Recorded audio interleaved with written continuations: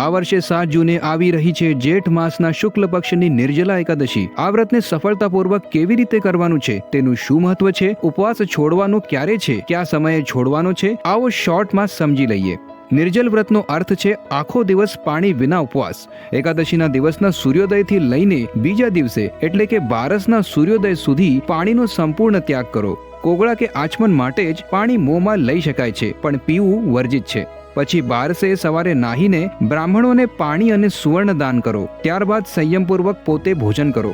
અધિક માસ સહિત આખા વર્ષની બધી 26 એકાદશીઓનું પુણ્ય આ એક નિર્જલા એકાદશીના વ્રતથી મળી જાય છે. ભગવાન કેશવ પોતે કહે છે, જે વ્યક્તિ ફક્ત એકાદશીએ મારી શરણમાં આવીને નિરાહાર રહે છે તે તમામ પાપોથી મુક્ત થઈ જાય છે.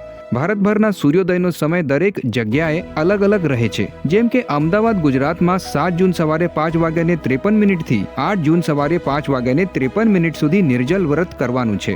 પોતપોતાની જગ્યા મુજબ સૂર્યોદયનો સમય ગૂગલમાં સર્ચ કરીને જોઈ શકાય છે. અને હા, એકાદશીના દિવસે તથા તિથિના સમયમાં ચોખ્ખા તથા ચોખામાંથી બનેલી વસ્તુઓ ખાવાની મનાઈ છે. તો આ 7 જૂને જરૂરથી કરો નિર્જલા એકાદશીનું વ્રત.